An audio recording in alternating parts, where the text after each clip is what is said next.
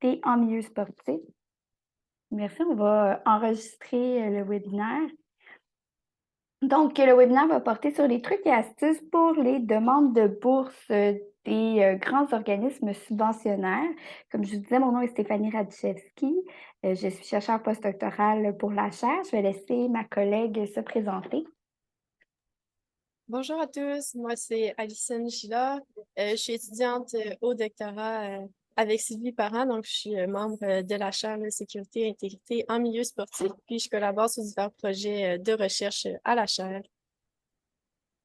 Et merci, Alison. Donc, on va présenter en tandem aujourd'hui. Je vais commencer, puis je vais lui faire la passe, là, comme on est dans le milieu sportif.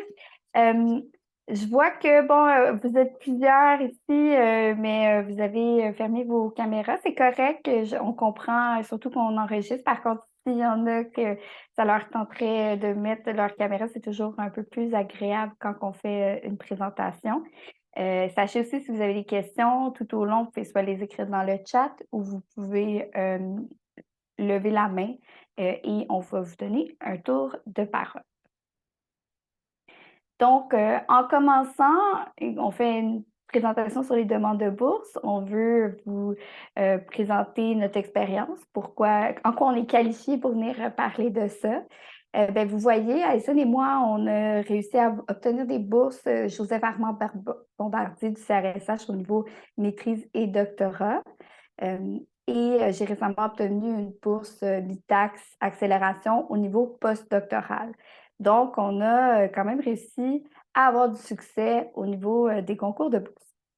Par contre, on veut quand même vous présenter aussi nos échecs parce qu'on en a eu. Donc, vous voyez ici les différents concours auxquels on a appliqué et qu'on n'a pas réussi à obtenir. Il y en a, il y en a quelques-uns. L'important pour nous, c'était de vous un peu normaliser l'idée que c'est un concours, donc c'est un concours qui est compétitif. On est plusieurs à tenter d'obtenir du financement, des bourses pour nos projets de recherche. Et c'est normal de ne pas réussir la première fois ou la deuxième. Et donc, on vous encourage vraiment à prendre un peu tous les trucs qu'on a réussi à apprendre au fil de nos succès et de nos échecs pour essayer de faire du mieux que vous pouvez, mais aussi de réaliser que c'est difficile. C'est possible de ne pas l'obtenir, mais même si on a eu des échecs, on a quand même réussi après à obtenir des bourses. Donc, c'est pas la fin du monde. Il y a une voie, il y a une lumière au bout du tunnel, si on veut. Donc, on voulait faire un sondage rapide. Si vous pouvez écrire dans le chat, dans le fond, est-ce que vous avez déjà... J'ai 3 questions. Donc, avez-vous déjà fait une demande de bourse aux grands organismes, donc CRSH, IRSC, CRNSG et les fonds de recherche du Québec? Quel programme vous intéresse? Donc, encore une fois, je vais dénommer un peu en rafale. Si vous ne savez pas, c'est correct, vous pouvez dire que vous ne savez pas. Et à quel niveau? Donc, niveau maîtrise, doctorat, postdoctorat.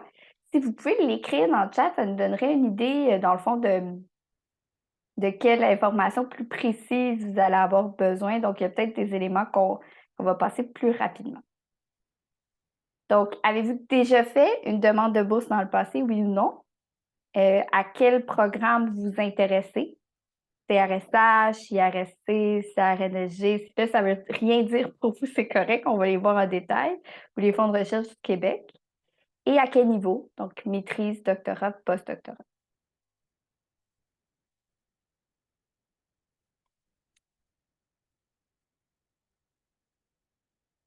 OK, donc on a Romane qui dit qu'elle a obtenu des demandes de bourse maîtrise, CRSH et FRQ pour la 2e année. Donc, elle va faire une demande de bourse doctorale en psychologie. Parfait, merci. Et Mathieu qui dit que n'a jamais appliqué par le passé, mais dans le fond, tout l'intéresse. Donc, on va aller au niveau CRSH, FRQSC, IRSC et maîtrise doctorat. Bourse doctorale, CRSH, psychologie. Parfait. Donc, je vois, on a plusieurs personnes en psychologie. Effectivement, CRSH, IRSC, parfois, on se pose des questions. On pourra en discuter. Si vous avez des questions plus précises, vous pourrez relever la main. OK, donc, on a 3 personnes qui ont répondu. Si jamais il y en a d'autres, Alison ou tu peux me faire signe. Donc, on va continuer. Donc, je vous ai lancé plusieurs acronymes. Il y a 2 niveaux d'organismes subventionnaires. Donc, c'est vraiment ceux qu'on va regarder aujourd'hui. Vous savez peut-être qu'il y a plusieurs autres concours de bourse au sein de vos universités, de vos facultés, parfois des fondations. Par exemple, la Société du cancer offre des bourses très intéressantes au niveau doctoral, postdoctoral. Donc, on vous invite à aller regarder en fonction de vos intérêts, de votre domaine. Mais nous, aujourd'hui, on va vraiment se concentrer sur les grands organismes parce que, bon, c'est les demandes les plus complexes, mais souvent, par contre, les mieux rémunérés. Donc, on a IRSC qui sont les Instituts de recherche en santé du Canada. CRSNG, c'est le Conseil de recherche en sciences, nature et génie. Et le CRSH, Conseil de recherche en sciences humaines du Canada. Et au niveau du Québec, on a les fonds de recherche du Québec, les FRQ, qui sont rassemblés sous un même organisme, mais différents fonds, donc nature et technologie, santé et société culture. Je vous avertis, la prochaine diapo va être un peu intense, mais on va y aller partie par partie, puis on va décortiquer ça ensemble. Parce que pour faire une demande, il faut un peu comprendre qu'est-ce que ça implique. Donc, si on commence au niveau fédéral, on voit les 3 types d'organismes à la gauche et les 3 niveaux, donc maîtrise, doctorat, postdoctorat. Comme il n'y a personne au postdoctorat, je vais y aller plus rapidement, on va se concentrer sur les autres. Si on regarde au niveau de la maîtrise, pour le fédéral, c'est 12 mois, donc 1 an. Et le concours a été rassemblé il y a quelques années. Donc, c'est Bourse d'études supérieures du Canada niveau maîtrise, BESCM. On adore les acronymes dans les bourses et subventions. Et c'est 17 500 par année. Le délai, l'échéance pour déposer votre demande, c'est le 1er décembre à 20 h. J'ai mis une étoile pour différentes raisons. Premièrement, c'est la date d'échéance de l'année dernière. Les nouvelles n'étaient pas sorties quand on a révisé le PowerPoint la semaine passée. Donc, je vous invite à aller vérifier quand ça va sortir. Toujours dans les mêmes périodes, par contre, donc début décembre généralement. Ce qui est aussi très important à noter, c'est que l'heure de tombée, c'est 20 h. On est habitué de voir 23h59, donc on a toute la journée pour faire notre dépôt. Mais non, là, c'est 20 h et c'est heure de l'Est. Pour nous, c'est correct, là, c'est notre heure, donc ça ne nous mélange pas trop. Mais il faut vraiment regarder ce genre de détails-là parce que je vous assure que si vous dépassez ne serait-ce que 2 minutes, c'est fermé. On n'a plus accès au portail et c'est impossible. Ils sont intransigeants, même si vous arrivez avec une excellente raison, ça ne sera pas possible de déposer plus tard. Donc, il faut vraiment vous assurer de lire l'ensemble des détails qui sont au sujet des bourses. Et je vous conseillerais pour votre niveau de stress de déposer 24 à 48 heures d'avance. Si vous êtes en mesure de le faire, des fois, on attend des lettres de référence là, à la dernière minute, mais c'est que tout le monde au Canada tente, et surtout au niveau de la maîtrise, c'est rassemblé, donc tout le monde tente de déposer son dossier en même temps. Ça fait en sorte que parfois, au niveau du logiciel, du portail, ça peut être difficile, il peut y avoir des délais et vous ne voulez pas être à la dernière minute et puis avoir à rafraîchir votre page constamment et d'avoir peur de manquer votre date limite. Donc, si vous pouvez vous donner un petit moment avant, c'est de loin préféré. Au niveau du doctorat, donc, il y a des particularités selon les programmes, mais il y a le programme qui est partagé, donc le Bourse d'études supérieures du Canada au niveau du doctorat, donc BESCD. Et vous voyez, là, dans les 3 lignes, c'est 35 000 par année pour 3 ans. Donc, ça, évidemment, c'est intéressant parce que ça nous donne accès à une paix d'esprit pendant plus longtemps. Pour les personnes qui sont en psychologie, sachez que la bourse de maîtrise, elle est accessible pendant vos 2 premières années. Donc, comme on passe généralement, à moins que vous ayez déjà fait une maîtrise, on passe du bac au doctorat, ce qui veut dire que nos 2 premières années au doctorat sont considérées comme niveau maîtrise. Donc, vous devez appliquer d'abord au niveau de la maîtrise pour les 2 premières années et ensuite au niveau du doctorat. Et ça vous permet aussi d'avoir un plus grand nombre d'années admissibles. Donc, on a le BESCD, la Bourse d'études supérieures du Canada au niveau doctoral. Par contre, au niveau du CRNSG, précisément, il y a un autre concours de 21 000 par année. Et au niveau, même chose au niveau du CRSH, qui est de 20 000 par année et qui, lui, va aller de 1 à 4 ans. Vous n'avez pas besoin de vous inscrire spécifiquement aux deux concours, c'est automatiquement dans le portail. Si vous vous inscrivez au CRSH, eux vont vous mettre dans les deux concours.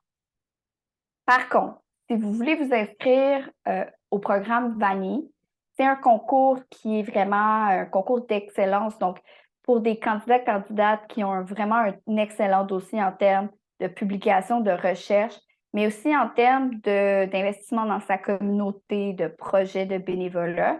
Et ça, c'est vraiment à vérifier avec vos superviseurs parce que la demande, elle est exigeante, comme le concours est vraiment compétitif. Donc, ça prend plus de temps de préparation, mais c'est 50 000 par année. C'est sûr aussi qu'en termes de prestige, cette bourse-là, elle est il y a plus de prestige associé.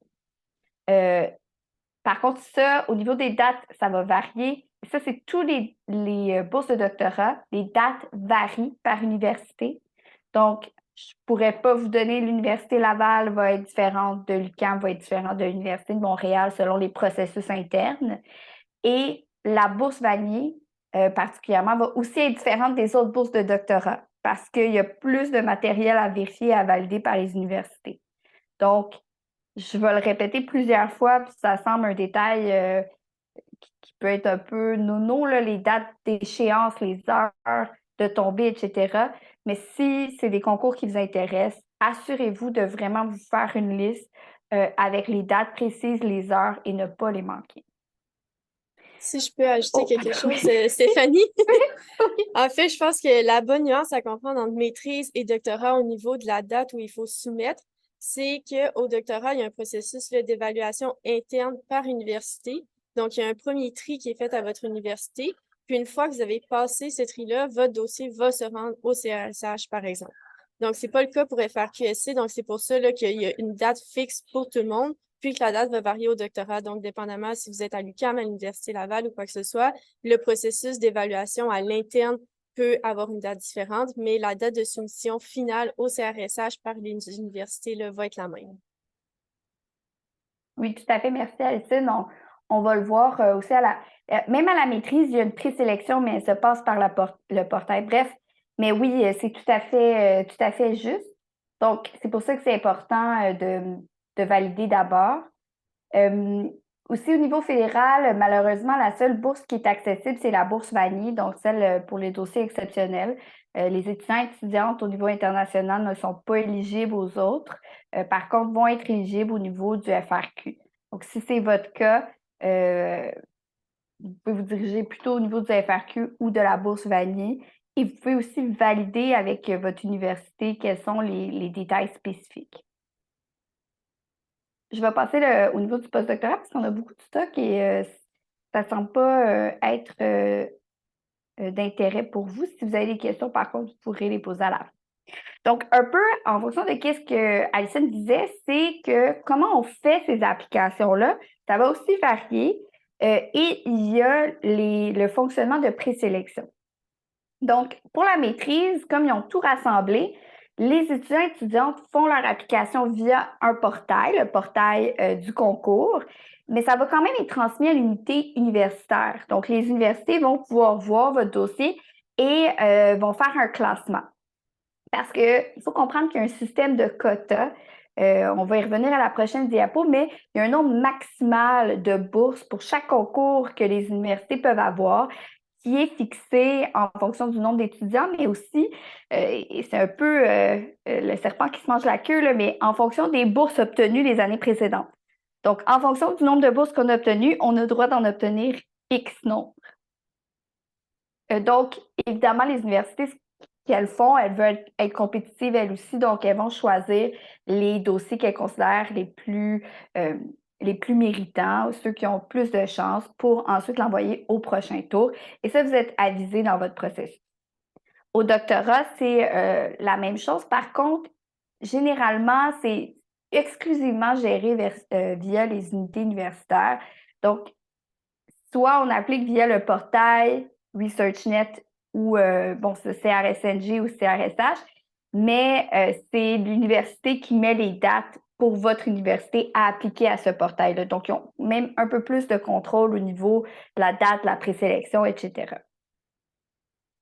Et si on parle de quota, à quoi ça ressemble? Je ne sais pas, je ne vous ai pas demandé exactement à l'université. J'ai mis la majorité des universités ici au Québec. À l'Université Laval, par exemple, on a droit à, et ça c'était pour le dernier concours de bourse au niveau de la maîtrise. Donc, 33 bourses pour les IRSC au niveau de la santé, 33 au niveau CRSNG et 50 au niveau CRSH. Donc, l'université ne peut pas obtenir plus de bourses que ça, même si on avait 60 candidats exceptionnels, candidates exceptionnelles au CRSH, ça irait aux 50 qui ont les meilleures notes. Et ça semble beaucoup, 50. Par contre, n'oubliez pas que c'est aussi les étudiants des 2 premières années au doctorat en psychologie. Donc, on a un gros département de psychologie à l'Université Laval. Ça compte aussi en histoire, en sciences politiques, toutes les sciences humaines. Donc ça, c'est pas beaucoup et on peut comprendre à quel point c'est compétitif. L'autre chose aussi que je vais vous dire, là, il y a quelqu'un qui est intéressé à la fois par les IRSC et le CRSH. J'imagine que c'est quelque chose qui est en lien avec la psychologie. On se pose souvent la question, pour avoir fait mes études en psychologie, c'est en lien avec la santé, mais en même temps, ça peut aussi être des sciences humaines. À l'UQAM, par exemple, on est dans la faculté des sciences humaines. Les IRSC sont généralement plus compétitifs, mais c'est une décision à prendre avec vos superviseurs. Vous pouvez voir à l'UQAM, où il n'y a pas de faculté de médecine, ils ont droit à seulement 7 bourses de maîtrise au CRSC versus 55 pour le CRSH. Donc, on voit qu'en termes de quantité, c'est probablement beaucoup plus compétitif si on décide d'appliquer en santé aux instituts de recherche en santé du Canada. Donc, c'est des réflexions à avoir, des choix à faire. Ça va aussi nuancer comment vous présentez votre projet parce que le CRSH va vous poser la question, est-ce que c'est en lien avec la santé? Et expliquez-moi pourquoi c'est pas en lien avec la santé et que vous devez plus appliquer au CRSH. Sinon, ils vont carrément vous dire, vous changer d'organisme subventionnel. Donc, c'est des éléments à réfléchir et à discuter avec votre équipe de supervision de direction. Au niveau provincial, bon, c'est quand même beaucoup plus simple. La raison, c'est parce que les concours, dans le fond, le Fonds de recherche Québec a vraiment associé ces concours. Et ici, c'est accessible aux étudiants et étudiantes à l'international. Il y a des conditions spécifiques, par exemple, le nombre de mois ou d'années où les étudiants et étudiantes doivent être dans la province avant d'appliquer. Donc, pour ça, je vous conseille vraiment d'aller lire le guide d'admission des bourses, mais aussi, on a toujours dans les universités des unités qui peuvent nous aider avec les bourses, l'aide financière, et ils vont être très bien placés pour vous soutenir là-dedans. Au niveau de la maîtrise, ici, c'est 2 ans. Donc, on a pu voir tout à l'heure avec quelqu'un qui avait eu la bourse du CRSH à la première année, la bourse de la maîtrise à la deuxième année au niveau du FRQ. Bien, c'est pour cette raison, c'est qu'ils n'ont pas la même période et donc ça permet, parce qu'on ne peut pas cumuler les 2 bourses. Évidemment, on veut laisser au plus grand nombre de personnes la chance d'obtenir du soutien financier, mais on peut jouer sur certains éléments là, au niveau justement des périodes. Le doctorat ici aussi, c'est 4 ans. Donc, il y a parfois des aspects qu'on peut combiner, même si on ne peut pas les cumuler au même temps. Donc, au niveau de la maîtrise, c'est 2 ans pour tous les programmes. C'est 17 500 par année ici aussi. Et la date de tombée l'année dernière était le 6 octobre à 16 heures. Donc, vous voyez, l'autre est à 20 heures, ici c'est à 16 heures. Donc, vraiment être attentif à ce genre de détails. Au niveau du doctorat, ici, c'est 21 000 par année. Donc, c'est sur 4 ans, c'est avantageux, on a 1 an de plus, mais c'est quand même 14 000 de moins par année. Donc, ça fait une grosse différence. Par contre, et là, c'est un détail un peu mathématique, mais si vous obtenez pas la bourse à 35 000, mais celle du RSH à 20 000 par année, et que vous obtenez celle aussi du FRQ à 21 000, le FRQ va vous donner le 1 000 $ supplémentaire. C'est des détails un peu obscurs qu'il faut réfléchir. Donc, encore une fois, les services à l'aide financière aux bourses des universités connaissent ce genre de détails, peuvent vous soutenir. Si vous avez des questions, vous pouvez tout à fait leur poser. Ça nous mène à quel niveau doit-on choisir? Donc, Alison pourra, puis je pense que j'ai un peu volé ton punch, désolée, mais vas-y, c'est à ton tour. Il n'y a pas de problème pour mon punch. Donc, maintenant qu'on vous a présenté là, les différents niveaux auxquels on peut appliquer à la maîtrise et au doctorat, on peut se poser la question, ben, lequel je dois choisir? En fait, nous, le conseil qu'on veut vous donner aujourd'hui, c'est qu'il est préférable de présenter une demande aux deux organismes, donc tant au provincial qu'au fédéral. Pourquoi faire ça? Un, ça augmente vos chances d'obtenir une bourse. Donc, par exemple, tous ceux qui ont appliqué au CRSH, mais qui n'ont pas appliqué au FRQSC, ben, il y a des comme spots libres, si on veut, au FRQSC. Donc, vous avez plus de chances d'avoir des bourses si vous appliquez aux deux.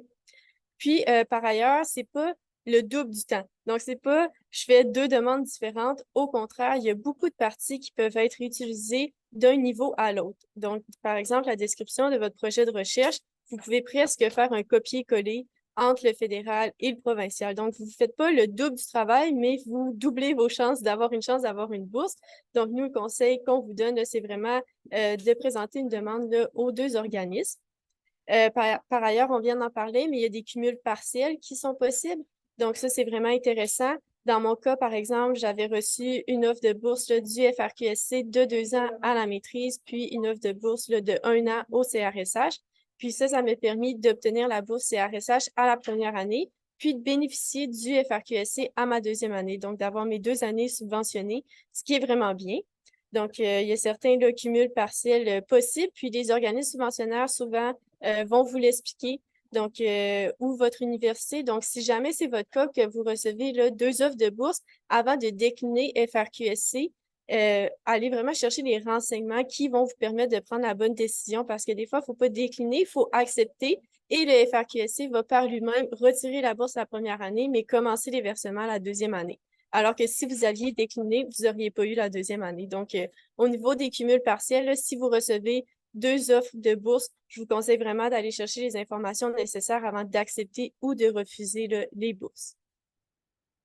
Donc, on peut passer à la prochaine diapo. Au niveau des critères d'évaluation, maintenant, c'est une bonne chose à regarder avant de commencer, en fait, sa demande de bourse pour savoir c'est où qu'on peut aller chercher des points, c'est où nos points forts, nos points améliorés, etc. Donc, ici, là, on a mis un exemple du FRQSC. Sachez que en fait, là, les différents critères d'évaluation là, sont semblables d'un organisme à l'autre. Les pondérations vont changer là, légèrement, mais pas du tout au tout. Comme vous voyez, c'est presque 50-50. Donc, ça, c'est un exemple, mais c'est presque bon là, pour CRSH aussi. Donc, sur quoi vous êtes noté là, quand les évaluateurs regardent votre demande? Vous êtes d'abord noté sur votre dossier académique et votre parcours. Donc, qu'est-ce que ça comprend, le dossier académique? Ça comprend là, bien évidemment vos relevés de notes. Ce qui est intéressant ici, c'est de savoir en fait que vos relevés de notes universitaires vont toutes être prises en compte lorsque vous allez appliquer tant à la maîtrise qu'au doctorat. Donc, si, par exemple, vous appliquez au doctorat et vous pensez que seulement vos notes du doctorat et de votre maîtrise vont compter, c'est faux. Les notes que vous avez eues là, au baccalauréat vont compter. Puis, même si vous avez fait un changement de programme en cours, là, ils vont vraiment regarder l'ensemble de vos notes universitaires. Donc, tout compte à ce moment-là. Ensuite, qu'est-ce qui rentre dans le dossier académique et votre parcours? C'est toutes les reconnaissances que vous avez obtenues. Donc, par exemple, si vous avez été là, sur le tableau d'honneur de votre faculté ou de votre programme, c'est à mentionner dans votre demande. Ça va vous donner des points à ce niveau-là. Tous les prix et bourses que vous avez obtenus également. Donc, si vous avez obtenu là, une mini-bourse, par exemple, de 200 $ de votre faculté ou quoi que ce soit, ça va compter ici. Donc, ça vaut la peine de le mentionner. Des fois, on pense que seulement les grosses bourses sont reconnues, mais ici, vraiment, eux, ils vont regarder, puis si vous avez eu 5 bourses pendant votre baccalauréat, même si le cumul au total il est 1 000 $, eux, ce qu'ils regardent, c'est le nombre de bourses que vous avez eues. Donc, ici, je vous conseille d'appliquer en fait à toutes les bourses que vous voyez, pas seulement au FRQ et au CRSH, mais toutes les bourses facultaires que vous voyez passer, toutes les bourses en lien avec votre sujet de recherche dans des organismes privés ou publics ou quoi que ce soit, même si elles sont petites, elles vont vous permettre d'augmenter considérablement votre note sur votre dossier académique. Puis au niveau personnel, moi, c'est ça qui est arrivé. Là. La première année au doctorat, j'ai appliqué FRQ et CRSH et j'ai pas eu les deux. Donc, cette année-là, j'avais besoin de financement. J'ai appliqué à toutes les petites bourses que j'ai vues et j'ai obtenu toutes les petites bourses que j'ai appliquées. Ça m'a fait un bon montant. Donc, premièrement, financièrement, c'était quand même wise de faire ça. Mais deuxièmement, l'année d'après, j'ai réappliqué FRQ et CRSH avec le même dossier, à l'exception de plus de bourses et j'ai obtenu les deux bourses. Donc, ça a vraiment fait une différence. Donc, c'est un conseil que je vous donne aujourd'hui. Ensuite, ce qui rentre dans le dossier académique, c'est toutes vos réalisations, autant d'ordre scientifique. Ici, on parle de publications dans des revues scientifiques ou dans des revues de vulgarisation scientifique, pas seulement les publications à titre de premier auteur. Donc, si vous avez été co-auteur dans des articles ou de quoi que ce soit, c'est bien à mentionner. C'est vos réalisations au niveau professionnel et social. Donc, par exemple, si vous avez fait du bénévolat qui est en lien avec votre projet de recherche, c'est vraiment bon à mentionner, ça va vous donner des points. Puis également, tous vos expériences pertinentes en lien avec le projet de recherche ou votre parcours académique. Donc, si vous avez été auxiliaire de recherche, puis ça vous a permis de peaufiner vos habiletés là, à faire des analyses qualitatives ou quantitatives, c'est des expériences qui sont très pertinentes à mettre, ça va vous donner des points. Si vous avez des expériences également au niveau professionnel, mais qui vous permet d'utiliser ce que vous avez appris dans le cadre de vos expériences académiques, puis faire un peu dialoguer la science et la pratique, c'est des expériences pertinentes là, à mettre dans votre dossier qui va vous donner des points également. Ensuite, tout ce qui est capacité d'engagement et de leadership, tant dans votre milieu académique que hors du milieu académique. Donc, si vous avez été dans des comités à l'université, c'est bon à mentionner. Si vous avez fait du bénévolat, encore une fois, on en a parlé là, 2 minutes, c'est bon à mentionner. Donc, tout ce qui va relever de votre leadership, c'est vraiment bon à mentionner. Puis ensuite, les aptitudes à faire dialoguer la science et la société. Donc, est-ce qu'il y a quelque chose dans votre vie là, personnelle, professionnelle, académique qui vous permet vraiment de faire le pont entre les deux? Si oui, il faut vraiment mettre de l'avant, ça va vous donner des points. C'est quelque chose que c'est pas tout le monde qui a. Donc, si vous avez cette occasion-là de le mettre de l'avant, ça va vraiment vous démarquer des autres. Donc, un exemple que je peux faire ici, moi, je fais mon doctorat en violence dans le sport, mais je suis également entraîneur en cyclisme depuis plusieurs années. C'est quelque chose que j'ai mis de l'avant dans ma demande, qui m'a été conseillée en fait par un comité d'évaluation auquel j'avais soumis ma demande avant le CRSH, puis qui m'ont dit, tu devrais mettre cette expérience-là encore plus de l'avant parce que, étant entraîneur, mais sur le terrain, je peux répondre à des questions, je peux intervenir si je vois des cas de violence, etc. Donc, c'est vraiment quelque chose qui me permet quotidiennement de faire dialoguer la science et la société. Donc, si vous avez des expériences comme ça, c'est super bon, c'est super vendeur. Donc, ça va compter, ça va vous donner des points là, au niveau de la portion dossier académique et parcours. Sinon, le reste des points va être attribué là, à votre intérêt et potentiel en recherche. Donc, ici, on parle de l'originalité du projet de recherche que vous allez soumettre et du potentiel, en fait, qui contribue là, à l'avancement des connaissances. On va parler du projet de recherche un peu plus, en fait, à la prochaine diapo, donc je ne vais pas rentrer dans les détails là, nécessairement puisqu'on va y arriver.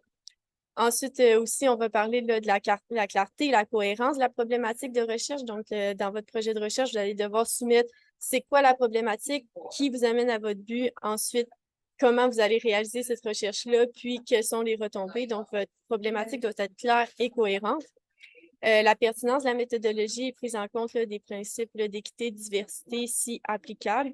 Donc, la pertinence de la méthodologie, c'est par exemple, si vous voulez faire questionner 500 personnes sur une problématique, puis vous dites que vous allez faire une analyse qualitative, mais peut-être qu'à ce niveau-là, ils vont se dire, c'est pertinent, oui, mais est-ce que c'est réalisable? Non, pas nécessairement. Donc ici, c'est vraiment à se questionner de la façon qu'on va vouloir aller chercher nos données pour que ça soit pertinent et que ça soit faisable, qui est un peu le point d'après. Donc, la faisabilité du projet et le réalisme du calendrier que vous allez soumettre.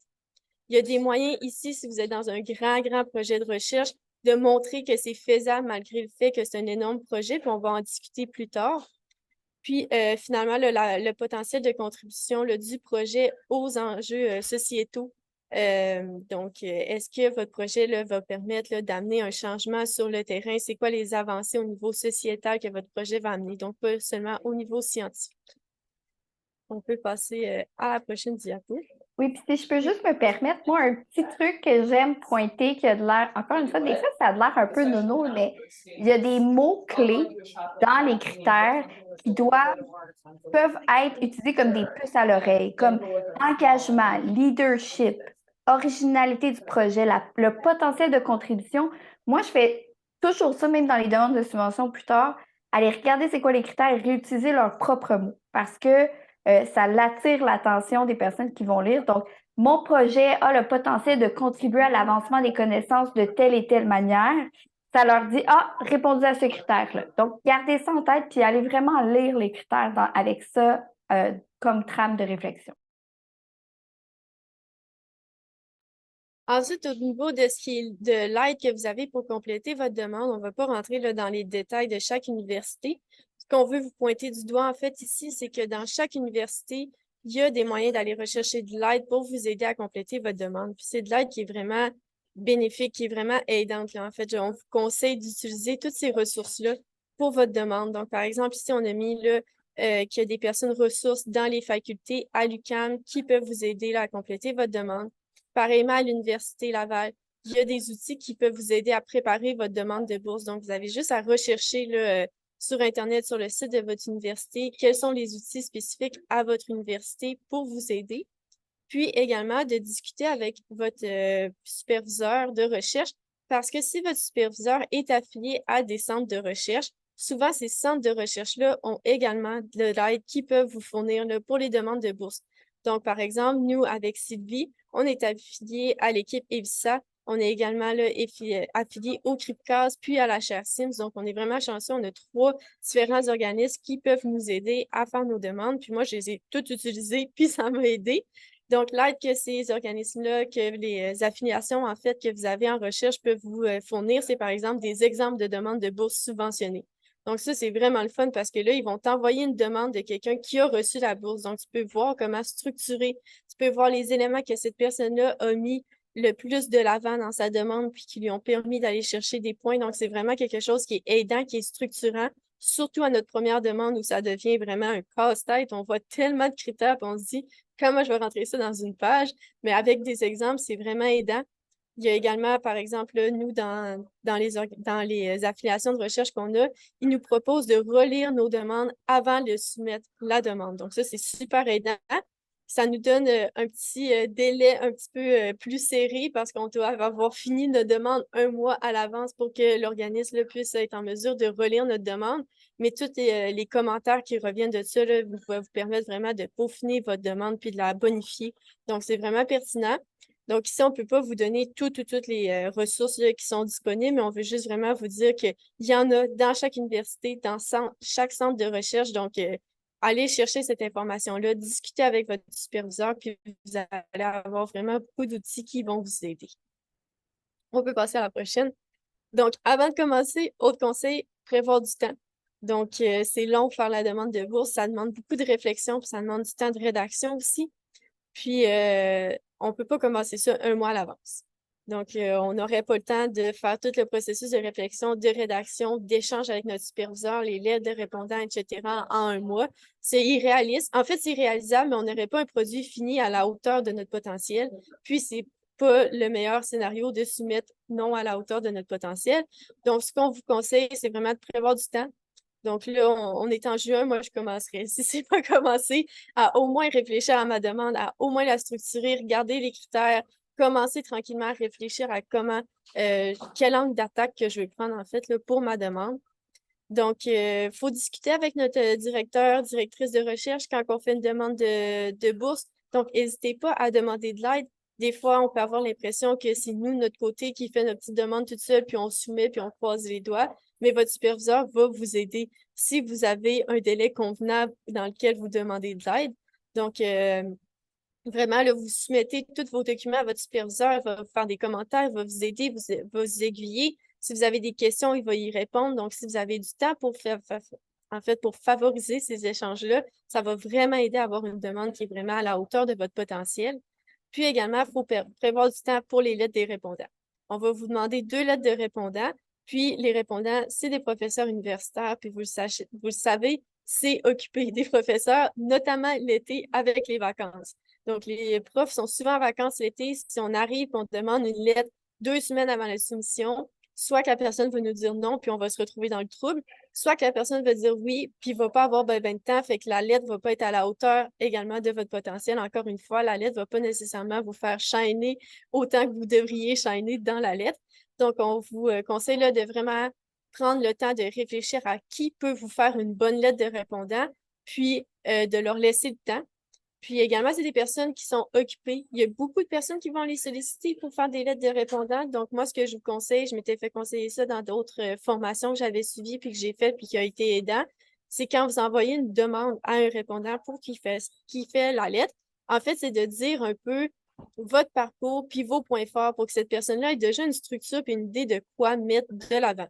Donc, tantôt, par exemple, j'ai parlé du fait que je suis dans un contexte qui me permet là, de faire dialoguer la science et la pratique là, au quotidien. Donc, je l'avais marqué à mes répondants. Dans mon message de bonjour, est-ce que vous pourriez me faire une lettre de répondant?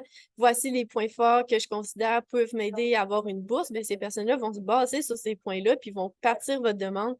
Donc, vous avez un petit peu un peu le contrôle aussi, si on veut, sur ce qui va être écrit dans la lettre quand vous faites ça.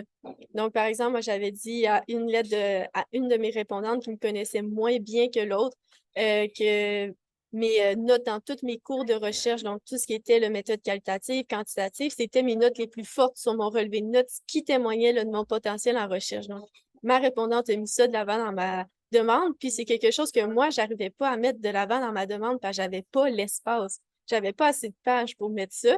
Donc là, en le disant à ma répondante, elle a pu le mettre de l'avant, puis ça lui a complété à 100% ma demande de bourse, puis ça a été vraiment bénéfique. Donc, je vous conseille de faire ça aussi si vous avez des points que vous considérez pertinents, puis qui vous démarquent des autres, bien, mentionnez-le à vos répondants.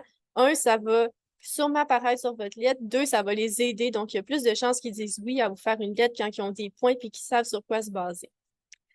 Finalement, avant de commencer, on en a parlé, lire les instructions pour les critères d'évaluation. Donc, en sachant les critères d'évaluation, vous savez qu'est-ce que vous devez mettre de l'avant dans votre demande, ce qui est vraiment pertinent. Ensuite, vous devez utiliser le format de mise en page qui est demandé au niveau de la police, au niveau des marges, au niveau du nombre de lignes par pouce. Il y a plein de critères, ça devient mêlant. Commencez par ça, mettez ça dans Word, puis après ça, rédigez. Parce que la pire chose qui peut arriver, c'est de ne pas avoir regardé le format qui est demandé, avoir rédigé votre demande, rentrer dans votre une page pile, puis d'être vraiment content. Après, mettre la mise en page qui demande, puis là, de dépasser de 3 lignes, c'est vraiment fâchant. Donc, commencez avec ce qui est demandé, puis utilisez le format dès le début, ça va vraiment être aidant. Puis, intégrer de façon explicite chacun des critères d'évaluation. On l'a mentionné tantôt, s'il donne des points pour le leadership, écrivez leadership à quelque part si vous avez des expériences qui vous permettent de le mettre de l'avant, parce qu'on va le voir plus tard, les personnes qui lisent les demandes de bourse, ils en ont beaucoup à lire en peu de temps. Donc, ils n'ont pas le temps d'aller chercher implicitement qu'est-ce que vos expériences vous ont donné par rapport aux critères. Donc, donnez le mot directement de façon explicite, puis là, vous allez avoir vos points assurés. Alors que si la personne doit en fait déduire que cette expérience-là vous a donné du leadership, par exemple, ça va peut-être y filer entre les doigts parce qu'il n'y a pas beaucoup de temps, puis vous n'aurez pas eu vos points que vous auriez mérités parce que vous avez du leadership, puis que ça n'a pas assez transparu dans la demande. Donc, vraiment, là, comme Stéphanie l'a dit, dites explicitement, nommez les mots-clés des critères d'évaluation pour aller chercher vos points. Ensuite, en ce qui concerne la description du projet de recherche, on en a parlé un peu. C'est important que la description vous permette de dire, en fait, en quoi votre projet novateur est pertinent, pourquoi vous voulez faire ce projet-là. Donc, un projet novateur, c'est quelque chose qui n'a jamais été fait. Donc, vous devez vraiment mettre ça de l'avant, mettre de l'avant qu'il y a une lacune au niveau scientifique. On n'a pas donné à tel point. Donc, si on a ces données-là, ça va nous permettre d'avancer les connaissances, puis ensuite d'avoir des retombées sociales. C'est vraiment important. Donc, vous devez mettre ça de l'avant. Vous devez également mettre de l'avant que votre projet est en lien avec votre domaine d'expertise puis celle de votre superviseur. Si votre superviseur travaille en violence dans le sport, puis vous faites une demande au niveau de la préparation mentale en sport, bien, peut-être qu'ils vont voir qu'il y a une incohérence à ce niveau-là, puis que vous n'allez pas avoir nécessairement le support adéquat pour mener à terme ce projet-là. Donc, vous devez vraiment là, faire le pont entre l'expertise de votre superviseur, votre expertise que vous avez développée dans vos expériences pertinentes, puis dans le domaine de recherche là, que vous allez poursuivre là, dans vos études supérieures avec le projet. Il doit avoir une cohérence à ce niveau-là, c'est vraiment important. Ensuite, est-ce que votre projet est faisable? On en a parlé. Si votre projet il est trop d'envergure, puis que l'organisme vous donne 2 ans de bourse, puis il se dit c'est impossible de faire ça en 2 ans, vous allez perdre des points parce que lui, il veut subventionner un projet qui va voir le jour, puis qui va avoir des retombées. Donc, si le projet il est trop gros, puis il n'est pas réalisable, il n'est pas faisable dans le cadre du programme d'études, ça ne vaut pas la peine pour l'organisme, même si vous êtes bon en recherche, de donner de l'argent à un projet qui ne verra pas le jour et qui va voir le jour beaucoup trop d'années plus tard. Donc, vous devez mettre de l'avant que c'est faisable. Puis, si jamais il est trop gros, là, je l'ai mentionné tantôt, on va y arriver plus tard, de mettre de l'avant que vous avez des ressources qui vont vous permettre de rendre le projet faisable. Puis finalement, vous devez vraiment mettre de l'avant quelle est la contribution spécifique de votre projet de recherche, tant au niveau des connaissances scientifiques qu'au niveau de la pertinence sociale. Donc, les organismes subventionnaires ne veulent pas seulement donner de l'argent aux gens qui sont bons en recherche, ils veulent donner de l'argent aux gens qui sont bons en recherche et qui vont avoir un impact sur la science et sur la société. Donc, c'est pas suffisant d'avoir un bon relevé de notes puis beaucoup d'expérience en recherche. Il faut vraiment amener un changement. Puis, ce changement-là doit être vraiment explicitement dit dans la description de votre projet de recherche là, pour aller chercher des points. Ensuite, au niveau de certaines petites astuces par rapport à la description du projet de recherche, c'est de choisir le bon organisme subventionnaire. On les a toutes présentées au début. Vous pouvez aller lire sur Internet. On ne va pas revenir dans les détails nécessairement, mais vous devez là, vraiment avoir un processus de réflexion sur quel organisme auquel je veux appliquer avant de commencer votre rédaction. Parce qu'une fois que vous allez choisir là, le bon organisme, vous pouvez par exemple aller chercher là, c'est quoi les orientations stratégiques de l'organisme. Puis si jamais votre projet de recherche tombe dedans, bien là, bingo, mettez ça de l'avant au plus que vous pouvez pour qu'il y ait vraiment une pertinence à l'organisme de vous subventionner parce que lui, il va avoir une cohérence avec ses orientations stratégiques et votre projet de recherche. Puis là, vous allez aller chercher des points supplémentaires. Paniquez pas si ce n'est pas votre cas. Par exemple, si votre projet ne tombe pas dans les orientations stratégiques de l'organisme, ça ne veut pas dire que vous n'allez pas avoir de bourse. C'est juste que si jamais ça l'arrive, ça vous donne là, des chances supplémentaires. Donc, ça vaut la peine d'aller regarder à ce niveau-là. Puis, vérifiez également le comité. Vous allez voir quand vous allez commencer à remplir votre demande de bourse, ça va vous demander un peu dans quel créneau votre projet tombe. Est-ce que c'est en éducation? Est-ce que c'est en histoire? Est-ce que c'est en ci, en ça? Puis, vous allez devoir en choisir le 2 à 3, puis ça va composer votre comité. Donc, à ce niveau-là, vous devez là, vraiment réfléchir à dans quel volet votre projet de recherche tombe pour tomber dans le bon comité, parce que si vous arrivez dans le mauvais comité, bien, les personnes qui vont lire votre demande de bourse vont peut-être moins avoir la puce à l'oreille, moins d'intérêt, puis là, vous allez peut-être perdre des points. Donc, c'est important de tomber dans le bon comité d'évaluation. Puis, si vous avez des questions, discutez avec vos superviseurs pour qu'ils vous aident à choisir le bon comité d'évaluation. Ensuite, soignez le premier paragraphe. On va le voir plus tard. Les évaluateurs, ils n'ont pas beaucoup de temps pour lire beaucoup de bourses. Donc, dès le premier paragraphe, vous devez capter l'attention du lecteur pour que l'évaluateur se dise « Hey, c'est intéressant, il y a quelque chose à faire là, il y a clairement une lacune, il faut aller creuser ça. » Il faut que le lecteur soit vraiment intéressé. Donc, votre première phrase, là, si vous pouvez avoir un boom, quelque chose de vraiment pertinent, une donnée statistique, peu importe, quelque chose qu'on n'a pas vu avant puis qui va vraiment attacher le lecteur, c'est vraiment important. Ensuite, on en a parlé là, de mettre de l'avant les ressources à sa disposition au niveau de la faisabilité. Donc, encore une fois, je vais prendre mon exemple. Moi, je suis dans un projet de recherche. En fait, mon projet de doctorat s'insère dans un projet de recherche plus large. Puis, ça peut paraître super non réaliste, en fait, quand j'écris dans ma demande qu'on vise 20 000 participants. Là, l'organisme va dire non, non, ça ne se fait pas. Mais après ça, si tu mentionnes que bon, ton projet de recherche fait partie d'un projet de recherche plus large dans lequel il y a des subventions, donc il y a de l'argent qui va vous permettre de réaliser ce projet-là, puis qu'il y a des ressources à disponibilité. Donc, par exemple, en étant dans un projet subventionné, il y a différents co-chercheurs qui font partie du projet. Donc, le projet, c'est pas moi qui mène tout ça, qui va aller chercher 20 000 participants en 2 ans, ce qui n'est pas réalisable. Puis, de mettre ça de l'avant si c'est votre cas. Les ressources à disposition, c'est pas seulement si vous faites partie d'un projet subventionné là, dans votre projet de maîtrise ou de doctorat, mais c'est également tout ce que vous avez en termes d'affiliation à des groupes de recherche. Comme je l'ai mentionné tantôt, nous, en étant avec la chaire Sims, EVISA, Puis le CRIPCAS, là, on a vraiment différentes ressources à nos dispositions au niveau des formations sur les analyses quanti et quali, au niveau des bourses auxquelles on peut appliquer pour avoir du financement. On a également, avec notre équipe de recherche, une statisticienne qui est à notre disponibilité là, pour nous aider dans les analyses statistiques. Donc, moi, ça, j'ai mis vraiment de l'avant parce que analyser 20 000 questions, 20 000 réponses, c'est comme illogique, mais là, de dire qu'il y a une statisticienne qui est affiliée à l'équipe de recherche, qui peut m'appuyer dans mes analyses, ça l'a vraiment rendu le projet faisable.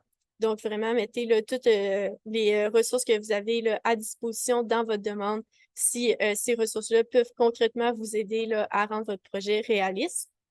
Ensuite, il faut décrire les retombées sociales. J'en ai parlé. On ne veut pas seulement des retombées scientifiques. Les organismes vont mettre de l'argent où on peut amener un changement direct dans la société puis rendre la société meilleure. Donc, si vous ne le mentionnez pas, ça va être difficile pour eux de se dire, OK, implicitement, ce projet-là, je pense qu'il peut-être peut amener tel changement. OK, je vais donner des points. Tu sais, le comité n'a pas le temps de faire ça, donc vous devez le dire explicitement pour qu'il vous donne vos points.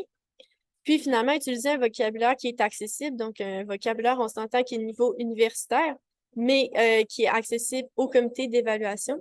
Donc, si vous appuyez en sciences humaines et sociales, mais que votre projet a une petite composante santé, puis que vous utilisez un jargon qui est vraiment difficile à comprendre, des mots que les évaluateurs n'utilisent pas dans leur quotidien, dans leur recherche ou quoi que ce soit, puis que ça devient quasiment incompréhensible. Puis là, je peux vous faire un beau parallèle avec quand on lit des articles scientifiques et on tombe dans les analyses quanti, puis là, il y a plein de mots qu'on comprend pas parce qu'on n'est pas calé là-dedans, puis qu'on fait juste passer direct parce qu'on est comme, c'est du jargon pour moi. Ben, il faut pas que votre demande de bourse ait l'air de ça au niveau du vocabulaire que vous utilisez. Donc, il y a un processus également de vulgarisation scientifique que vous devez faire là, au moment où vous faites les demandes.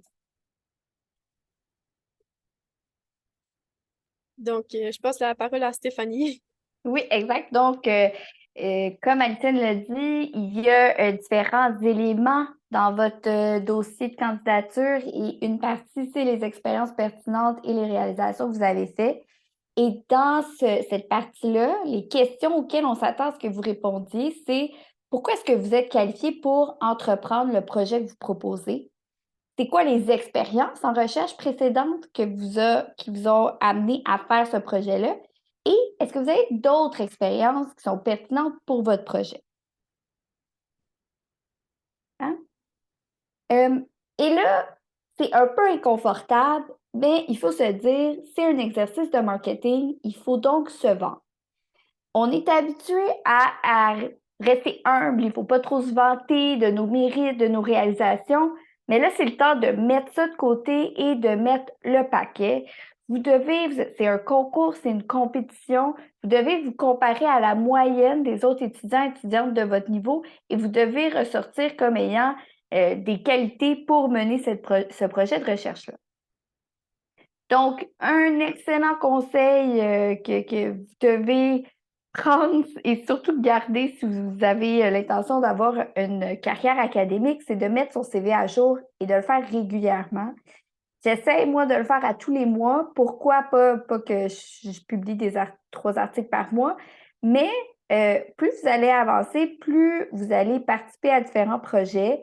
Et si on attend à la fin de l'année, quand on doit faire une demande de bourse, on va oublier des choses.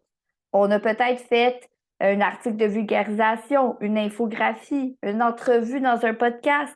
Et ça, c'est des choses qu'on peut oublier au fil de l'année, mais qui vont aller se cumuler dans notre CV. Et on ne doit pas non plus oublier notre CV commun canadien qui, tout le monde est d'accord, c'est unanime, c'est très désagréable comme format, mais il est encore nécessaire pour plusieurs demandes de bourse et de subventions. Donc, attendez pas à la dernière minute pour mettre vos différents CV à jour. On l'a vu, plusieurs éléments qu'on doit mettre à l'intérieur. Tout ce qui va dans votre CV, que vous pouvez penser qu'il y a un lien, mettez-le. Donc, mention, prix, honneur, bourse obtenue, mais aussi déclinée. Donc, Alison l'a dit au passage tout à l'heure, elle a obtenu des bourses. Est-ce qu'on les décline ou on ne les décline pas? Ça peut avoir l'air bizarre de mettre une bourse déclinée, mais c'était mon cas. Moi, au niveau du doctorat, j'ai obtenu à la fois FRQ et CRSH. Je ne pouvais pas prendre les deux, donc j'ai dû décliner FRQ. mais je l'ai mis quand même dans mon dossier. Pourquoi? C'est un concours qui est très compétitif. Ça montre quand même ma capacité à aller chercher des fonds, ma capacité à faire de la recherche. J'ai même mis mon rang, parce que j'avais un très bon rang dans cette évaluation-là, et j'ai mis décliné. Donc, ça fait partie des mentions, des bourses que j'aurais pu obtenir. Quand on est en début de parcours, ça peut être plus difficile en termes d'expérience de recherche. On a parfois pas eu la chance de faire partie d'une équipe qui a rédigé un article. Dans ce temps-là, pensez à vos stages de recherche ou vos stages pratiques. Dépendamment de votre programme, jusqu'à psycho, ça arrive de faire des travaux là, où ça va mener à des expériences de recherche. C'est le cas aussi là, au bac en intervention sportive. Il y a des stages pratiques dans les milieux qui peuvent se faire et qui peuvent être directement en lien avec votre projet de recherche. Donc, si c'est le cas, mettez-le de l'avant. Les emplois pertinents. Donc, oui, évidemment, emploi d'auxiliaire d'enseignement, emploi d'auxiliaire de recherche, on voit, c'est lié à l'académique, mais aussi, Alicine en a parlé de son expérience de coaching tout à l'heure, mais on peut penser aussi, par exemple, si vous, ce qui vous intéresse, c'est la santé maternelle ou les difficultés ou le vécu des personnes qui ont une déficience intellectuelle et que vous avez travaillé dans une ressource qui travaille avec cette population-là, c'est tout à fait pertinent, mettez-le. Parce que oui, ça vous donne la capacité, comme Alison a dit, de faire dialoguer la société et la science, mais ça vous donne aussi une connaissance du terrain. Et ça, c'est une valeur ajoutée quand on fait de la recherche. On n'est pas parachuté dans quelque chose qu'on ne connaît pas. Évidemment, bénévolat, implication sociale, que ce soit en lien ou pas avec votre projet de recherche, parce que ça demande une capacité d'engagement avec la société, une capacité de leadership. Donc, c'est toujours bon à mettre. Tout ce qui est formation suivie, évidemment, là, ça, il faut que ça soit un peu plus en lien, mais il y a souvent des écoles d'été, par exemple, il peut y avoir les premiers soins en santé mentale là, qui se donnent au niveau du baccalauréat parfois. Euh, Toutes ces formations-là peuvent être pertinentes. Et bon, articles, présentations dans des congrès, effectivement, on les met. Là. C'est sûr que euh, chaque publication a différents types de points. Un article, ça vaut plus de points qu'une infographie, mais on met tout ce qu'on est capable de mettre dans notre CV et on voit après ce qui rentre dans la demande. D'ailleurs, il va arriver un moment, CRSH, c'est une page. Il nous donne une page pour mettre l'ensemble de nos contributions à la recherche, mais aussi liées là, un peu à l'extérieur de la recherche. Donc, ça ne fait pas beaucoup de place, écrit selon leurs paramètres. Un conseil que moi, j'ai obtenu assez tôt dans mes réalisations de demande, c'est qu'on peut mettre, comme vous voyez à l'écran, sélection. C'est-à-dire, bon, là, si j'ai pas trop de place, je dois couper des articles, je dois couper des présentations dans des congrès. Premièrement, assurez-vous de faire des choix judicieux. C'est-à-dire, si vous êtes premier, deuxième auteur, ben, vous mettez ça avant un article que vous êtes cinquième auteur, par exemple. Si vous avez trop de présentations dans des congrès, gardez plutôt des congrès qui sont au niveau international, national, avant les congrès dans votre département, par exemple. Euh, ou si vous en avez fait 7 en 2022, ben, puis vous en avez fait juste 2 en 2023, peut-être quand même en garder un en 2023 pour montrer que vous êtes quand même régulièrement invité à présenter dans des congrès. Mais mettez sélection de X nombre, donc 7 sur un total de 9. Les gens ne verront pas l'ensemble de vos publications, mais ils vont comprendre que en quantité, vous avez un volume beaucoup plus grand de publications et ça contribue à vos capacités de recherche. Ensuite, l'aide des répondants, on en a parlé déjà un peu, mais ce qu'on veut savoir à l'intérieur de ça, c'est comment est-ce que vous comparez avec d'autres étudiants et étudiantes de votre niveau. Donc, est-ce que vous êtes au-dessus de la moyenne, en dessous de la moyenne en termes de recherche, en termes de votre projet également, de sa contribution potentielle, de son caractère novateur. Et aussi, on veut l'avis d'un expert concernant justement votre projet. Parce que vous êtes peut-être en amour avec votre projet, vous voyez tout à fait sa pertinence, son caractère novateur, mais on veut aussi savoir si d'autres personnes dans votre domaine ont cette même idée-là. Alison vous le dit, prenez-vous d'avance pour préparer les lettres aux répondants, répondantes. C'est vraiment un des éléments centraux. On ne voit pas le pourcentage, là, il n'y a pas de pourcentage d'évaluation lié à ça, mais ils peuvent aider l'ensemble des autres critères. Donc, c'est vraiment quelque chose d'important à réfléchir. Et donc, vous devez vous assurer de choisir une bonne personne, une bonne répondante. Et ça, c'est pas donné. D'une part, comme Alison l'a dit, il faut absolument donner suffisamment de temps à la personne. Il faut lui rendre le travail le plus simple possible. Pourquoi? Ce sont des personnes qui sont très occupées, mais aussi on veut s'assurer que quand la personne va écrire notre lettre, elle soit de bonne humeur. Que ce soit une expérience agréable pour elle. Pas, hey, j'ai besoin d'une lettre dans une semaine, même si c'est quelqu'un que vous êtes à l'aise avec votre directeur, directrice, vous les connaissez bien, ben, peut-être qu'eux aussi sont dans un moment où ils doivent déposer une demande de subvention, puis ils ne seront pas vraiment de bonne humeur en écrivant votre lettre. Donc, ils vont mettre moins de qualité, disons. Donc, ça, c'est une chose. Mais l'autre chose, c'est que ce n'est pas équivalent. Par expérience, ce n'est pas tous les professeurs qui écrivent la même qualité de lettre.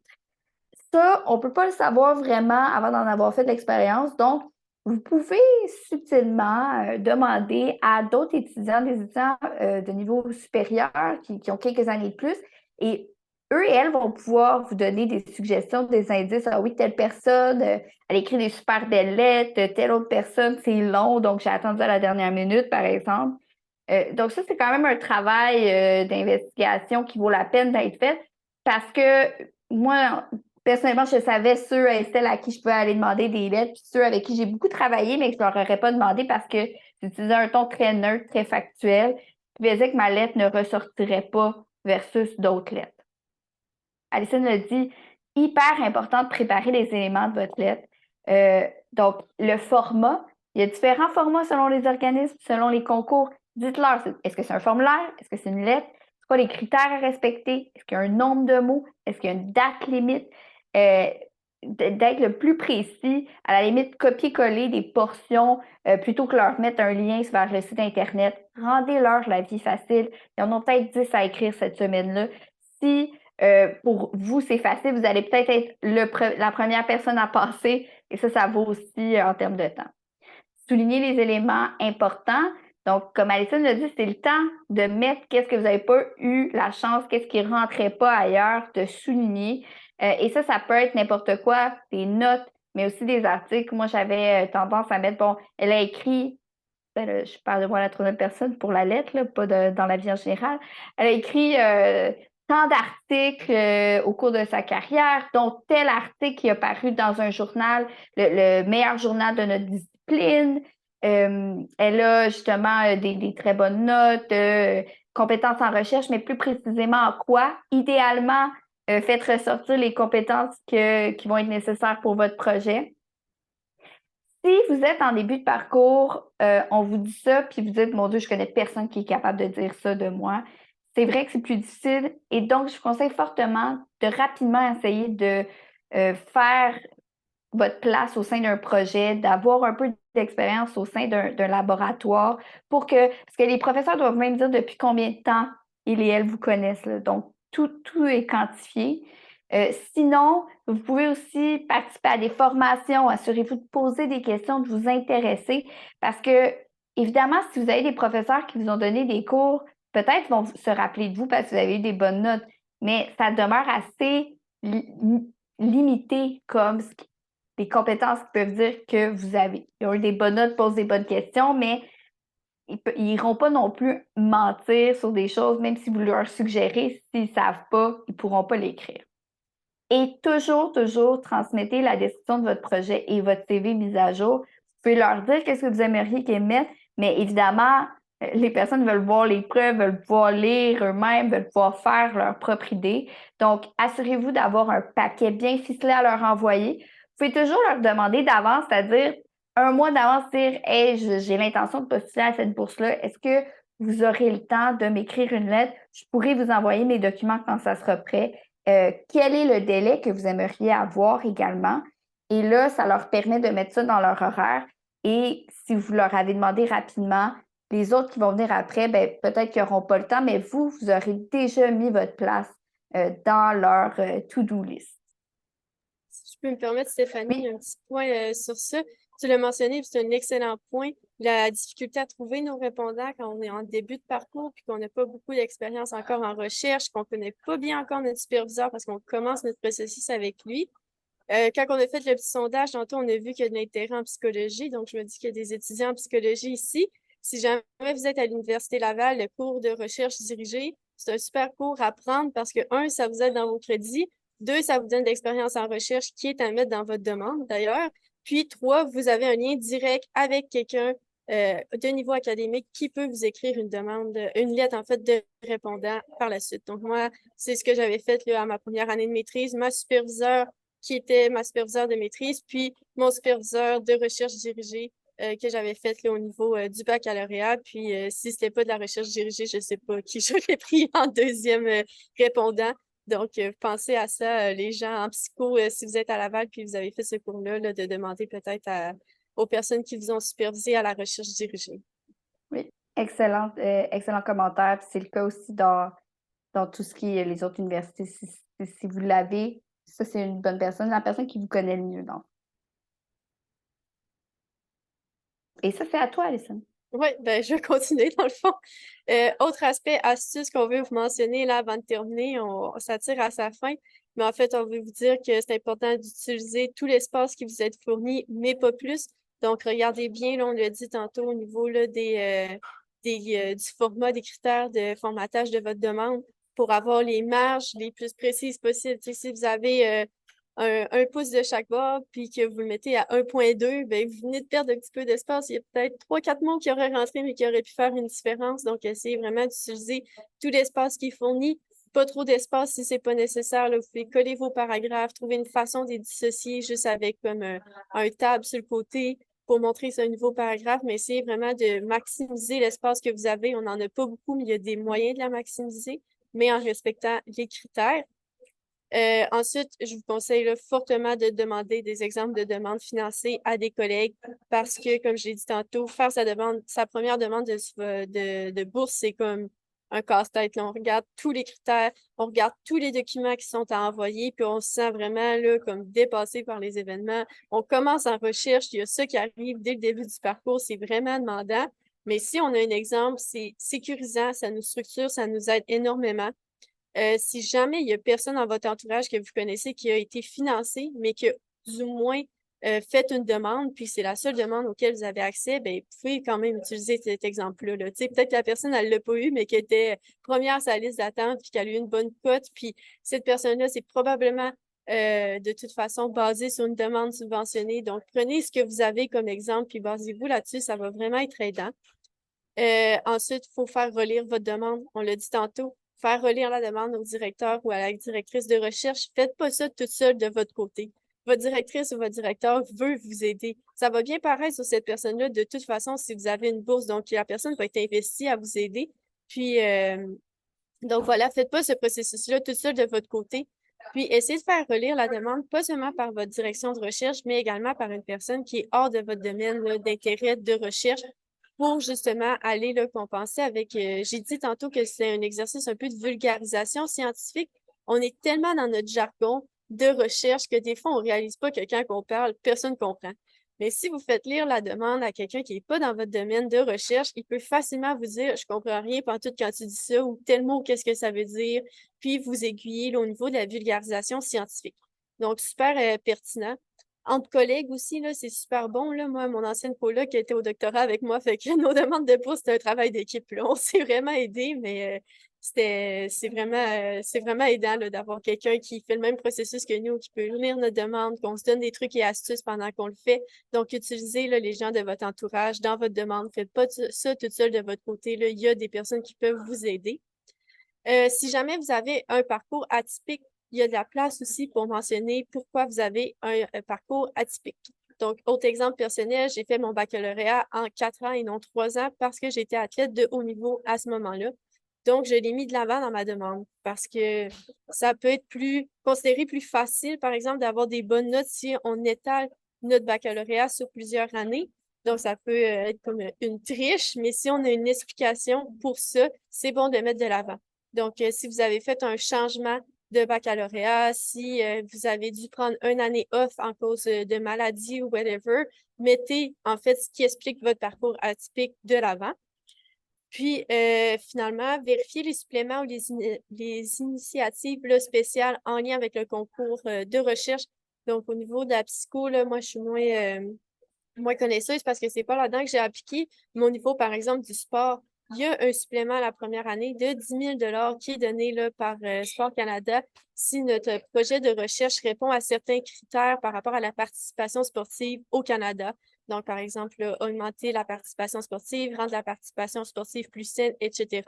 Donc, s'il y a des initiatives comme ça qui tombent dans votre projet de recherche, bien, appliquez. Ça vous donne des sous supplémentaires. Donc, c'est vraiment bénéfique de le faire. Puis, c'est comme pas bien plus long de remplir là, ce petit document-là pour essayer d'avoir les suppléments de bourse qui sont accessibles.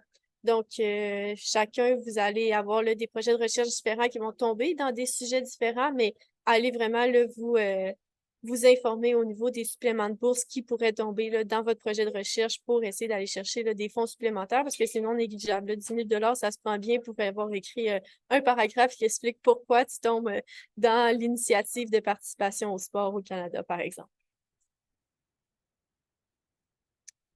Ensuite, il y a des critères d'évaluation supplémentaires tant au FRQ qu'au CRSH. Prenez-en connaissance pour les mettre de l'avant dans votre demande de bourse. Je suis un petit peu moins familière avec ces critères-là parce que ça n'existait pas au moment où j'ai appliqué. Mais au niveau du FRQ, il y a des points en fait qui vont être donnés à présenter là, sa capacité, en fait, par rapport à sa capacité à présenter son parcours de façon intégrée. Donc, tant au niveau là, académique que professionnel, qu'est-ce qui vous a amené à faire ce projet de recherche-là? Donc, par exemple, au niveau académique, tu as commencé dans tel baccalauréat, puis il y avait un cours qui était spécialisé en psycho, ça t'a vraiment attiré, tu as décidé de continuer en psycho, puis là, tu as rencontré tel professeur qui avait tel intérêt de recherche, ça t'a fait un lien avec, au niveau personnel, quelque chose que tu avais vécu, fait que tu as décidé de continuer ta recherche là-dedans, etc. Donc, de présenter votre parcours de façon intégrée qui explique pourquoi, à ce moment-ci, tu fais cette demande-là dans ce projet de recherche-là. C'est vraiment pertinent. Ensuite, on en a beaucoup parlé, donc je ne vais pas revenir, mais tout ce qui est par rapport aux aptitudes à faire dialoguer la science et la société, ça donne beaucoup de points, puis utiliser le mot-clé. Cette expérience me permet de faire dialoguer la science avec la société. Point. Ça répond aux critères, ils vont vous donner des points. Donc, dites-le de façon explicite. Ensuite, tout ce qui est vos capacités d'engagement, on en a parlé, par exemple, au niveau du bénévolat. Bénévolat, là, c'est vraiment un bon point là, qui montre à quel point vous êtes capable de vous engager dans votre société. Puis, tout ce qui est la prise en considération des objectifs de développement durable des Nations unies, dont l'équité, la diversité et l'inclusion. Donc, il y a une petite photo ici, là, vous avez tout accès à ça sur Internet. Si votre projet de recherche permet de répondre à un de ces critères-là, vous devez absolument le mettre de l'avant. C'est sûr que ça va vous donner des points. Donc, allez regarder, là, c'est quoi les critères d'évaluation supplémentaires de l'organisme auquel vous appliquez pour y répondre si vous tombez dans ce créneau-là. Puis finalement, au CRSH, il y a un module là, sur les considérations relatives à la diversité dans la conception de la recherche. Donc, s'il y a une composante au niveau de l'équité et diversité dans votre recherche, mettez-le de l'avant dans votre demande CRSH.